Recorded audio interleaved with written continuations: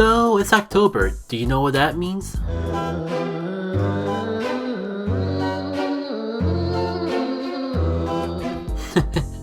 Not here.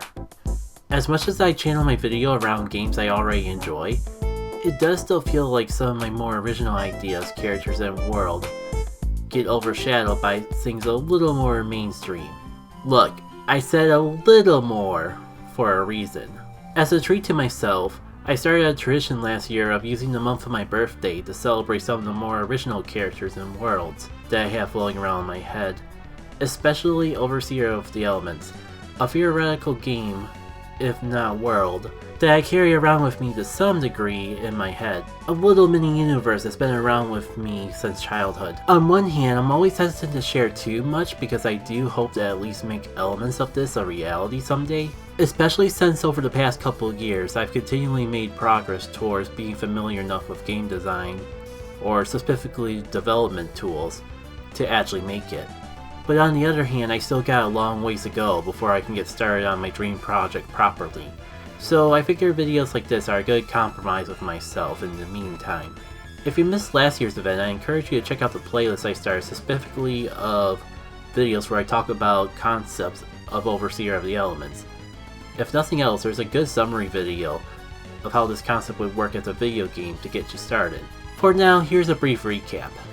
Overseer of the Elements is a world of elemental people who channel said elements as psychic powers known as mind, with embodiments of the elements called soul spirits who form bonds with these people to enhance their abilities. As a game, it would play out similarly to your general RPG, using your powers in and outside of battles, along with building bonds within the party to enhance character abilities. Again, I have a full video that dives more into details on the mechanics, so video cards like the one that should show on screen right about now will be your friend if you want to learn more. Since I focused so much on mechanics last year, I want to take some time this year to focus more on the characters themselves. Something that's both the more fleshed out concept in this world, yet the toughest for me to share between how personal it can be and how closely their growth ties to parts of the narrative that I think would be most enjoyable to experience firsthand within the game itself. So pardon me for any hesitation I have.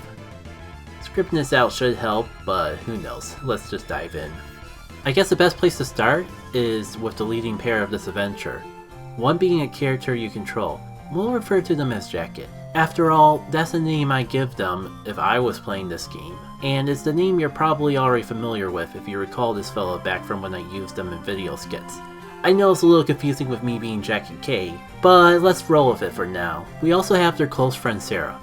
They both grew up on Char Island, a land largely owned by a clan of beings wielding fire mind, known as Heat Mentalists. While Jackie and Sara were both raised on this island, they have fairly different origins, where the prior found their way to the island as a baby and were raised by the island's elder. Growing up, they find out that they're actually wielders of water mind, but keep it to themselves to avoid causing conflict on the island. Being in a land where practically everyone is a fire mentalist, they wouldn't take too kindly to someone wielding water mind. Most people already give our friend enough trouble just because they don't wield fire. If the general public found out that they wielded the opposite element, it'd likely cause an entire uproar. But the backstory behind why that is a whole other story. Growing up, the only two friends they had were Sara and a person from the far-off mainland who they would send and receive letters from. Thinking more about it, I could argue 2.5 friends, but I'll go over that more when or if I actually talk about that particular character. They're fairly quiet and reserved, especially around strangers. Sadly, despite support from their loved ones, it seems like their condition has only gotten worse the closer they draw to the adventure. At this point, one may even mistake them for a blank slate. Sara, on the other hand, had quite the legacy. She was born and raised on this island. Her father and mother were known as legendary heroes who fought off minions of darkness through the assistance of a mythical force only known by the people of this world as the Guiding Light. It is said that anyone blessed by this Guiding Light can defeat any force of darkness. As such, the people claim Sara to be the next descendant to be blessed by this force. It's a lot of pressure, but through her uncle's training, she is well set to take on this mantle. As you might suspect, she is well beloved by the natives due to her heritage. She seems like an assertive, if not brash, heroine, However, she cares deeply about the people close to her, willing to stick up for them, and even being nurturing when exclusively around the people she cares about. But her upbringing has resulted in her internalizing gripes that she has towards her culture and destiny, so she's not always the most open about her feelings. Not helped by all the complications the Guiding Light brings in exchange for his power, nor helped by the impact this has all had on those she holds dear. The pair were brought together at a young age due to some instances in their schooling and have been closest friends ever since, vowing to protect each other from the worst that life can throw at them, though this can occasionally come off as Sara being overly protective of her friend, even at the player's dismay. As the time comes for Sara to embark on her first adventure, she insists on bringing Jackie along. So, their journey begins. While this is a video mostly about the characters, I think this is a good time to bring up the overall plot of Overseer of the Elements. The journey that they have to go on gives a little more context to the characters. As the chosen hero of the Guiding Light, Sara must embark on a journey to the 4 soul spots scattered across the world, one for each of the main 4 elements that are wielded throughout the adventure. For reaching the top of each soul spot, she would become more attuned with the Guiding Light's power, and one step closer to gaining the power needed to defeat darkness. There's just one little quirk in the plan. While Sara was meant to be the chosen hero of the Guiding Light, our hero Jackie would be the one to actually go through this quest. While they would have likely came along either way due to being her closest friend, the true reason why Sara needs Jackie to come along on this adventure was because somewhere down the line, they ended up being chosen instead of her. For now, why that is remains a secret among the pair, but that doesn't deter Sara away from the hero facade the best she can, all while helping Jackie get used to the powers of the Guiding Light and being a chosen hero. Now, this narrative intentionally starts a bit basic. As a game and not a novel, I don't want the gameplay to get too overshadowed, especially before the player even gets to play. But my goal is to have a narrative that's not too overwhelming to jump into, but gives depth to its characters for those looking for it. Basically, things will pick up as the party forms and the adventure goes on. Besides, I can't give away my best twist before I even start making the game. For now, I'd rather focus on introducing the rest of the cast. Shortly after their journey begins, they receive a gift from Jackie's pen pal, in the form of a droid known as Profi. It allows their friend to communicate with the party from afar and analyze enemies that they come across. Other uses may reveal themselves in time, but for now I think it's time to get properly introduced to our next main character. After receiving Profi, our heroes meet up with a young girl being confronted by minions of the antagonist. A quick battle later, our heroes scare off the fiends. The little lady they saved turns out to be a light priestess, a group of people who dedicate their lives to Light Mind, to offer services to heroes chosen by the Guiding Light. They act as our rest points throughout the journey, healing us and offering potentially other helpful services whenever we meet up with them. Though this particular last has a much larger role to play on our journey. The Light Priestess thanks her heroes and offers to teach them about soul spirits. Technically, we've already been exposed to how soul spirits work in combat, but here we can be introduced to more advanced techniques like arranging soul spirits to change their class. Afterwards, she asks for a favor. She initially had a bodyguard, but it seems the two got separated along the way. So she asks us for help getting back home. It's along the way to the next soul spot anyway, so we agree to let her tag along. This maiden doesn't join us in combat the way Jackie and Sara do, but she is willing to help us with puzzles with her mind, and hold on to our spare soul spirit so we have a little more flexibility when building classes. Plus, as we get deeper into the adventure, she'll be able to help us in additional means as she becomes more comfortable with us. But alas, I'm getting ahead of myself. This is Sole, the second youngest and one of the Covenants dedicated to the Guiding Light and its chosen heroes. We'll see if that sticks. I just did some quick googling and Covenant's the closest thing I can think of to a group of light priestesses. I'm not sure if I really like the sound of it though. She tends to be the most formal of this party despite being the youngest. Well-mannered and formal are her defining personality traits. She's always looking for a pacifistic approach to problems, even when fighting minions of darkness themselves. A bit of a people pleaser to a fault, as she's always looking out for others, even to the point of forgetting about herself. But her more youthful side can come out if she's surrounded by people that she's comfortable with. Hey, you mind if I go off script for a little bit? Because, oh boy. I'm just starting to realize when you have an OC built up in your head for years and never talk about it. Have you ever had a point where you realize that because you never actually said the names of your characters out loud, you don't actually know how they're supposed to be pronounced? Because I was running into that a bit, just trying to say Light Priestess of all things. And now I'm just realizing that I've never actually said the name of the Win My user out loud. Which is a little bit of a problem because the whole inspiration for her name was I wanted to draw inspirations from Native American cultures around my area. So I figured the best way to do that is to Google Native American names. And this was also long ago. So that's a bit of a tangent to say forgive me if I'm butchering pronunciations.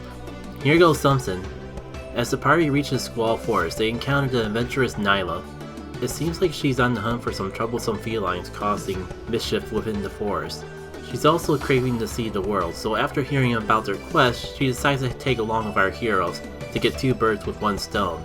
Nayla is incredibly sociable and outgoing. She never hesitates to speak up if something feels off, and will often be the first to butt heads with people. Joining the party is an ends to a means for her to get away from home and expand her horizons. She's proud of her heritage within the Wind Clan, but she's too free-spirited to stay in one place, let alone take on her family's business of guiding people through these woods. She's a bit skeptical on the whole guiding light thing, but let's be real for a sec. If some stranger told you that they were a chosen hero to a deity, you'd probably find it a bit far-fetched too, right? With everyone else having some bias towards this force, whether it be close friends of a hero or dedicating your entire life to it, this allows Nayla to play the straight man in some scenarios where no one else in the party can, not even Sara. I can't help but find that a little ironic considering how much of a ladies' lady she can be. She claims not to get too attached, but surely she'll open up to the rest of the party along the way, right? After some puzzles and combat, the party finds the source of trouble in Squall Forest, take care of it, and reach the next town. I say town, but in perspective of everything else, this place might be big enough to be a city, and I wouldn't be surprised if it ends up being a hub for a lot of side activities in the future. Regardless of how I classify the area, Jackie's pen pal actually lives here, so between meeting up with her, Sole finding her original bodyguard, and Nayla wanting to take some time away to socialize with the locals, the party parts ways, at least for now. So Jackie and Sara are told to meet up with her at a lab within the area. As they do, we're finally introduced proper to Techie, who turns out to be the pen pal of Jackie. Turns out that she's actually quite a whiz with robotics. One of her parents owns the biggest app company in the area, and the other owns one of the biggest robotics companies. Because of their jobs, they aren't home often, but this does leave her with plenty of funds and equipment to mess around with robotics herself.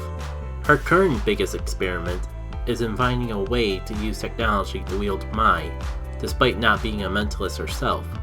Personality-wise, she's a bit of a middle ground between the introverted and extroverted spectrum in the party. She seems chilled and well-mannered enough in normal conversation, but you can see her hyperfixation with Mai come to play when she scouts enemies in battles to see their stats, often geeking out at certain enemy types, or even letting out a groan when she realizes that the enemy's name is a pun. How she became a party member proper is a story that will have to wait for another time.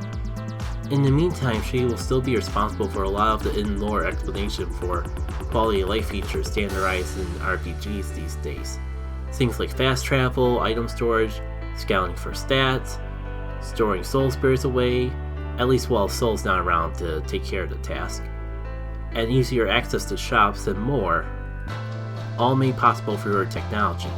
Their hangout starts simple enough, but shortly after, a lot of the robots go astray and it's up to Jackie and Sara to figure out the cause. After about a dungeon's worth of puzzles and battles, the party finds one of the Minions of Darkness messing around with Techie's technology. I'll go more into details on the main members of this Minions of Darkness organization another time. But for now, what you need to know is this one in particular loves tinkering with machines, is already taking a liking to Techie, and the Maya Jason's robotics that she's been creating. This has resulted in this tinkerer messing around with Techie's biggest project to make it turn on the party and attack us. The boss has the ability to swap around his elemental type on the fly and put up barriers to block certain elemental attacks. So it takes a combination of mastering elemental weaknesses and maybe a last minute save from a certain wind user to save the day and calm the robotic beast.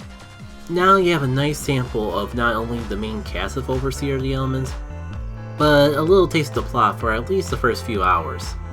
I skimmed over a lot of events, characters, and enemies you encounter along the way, but I suppose that leaves me with plenty to talk about another day.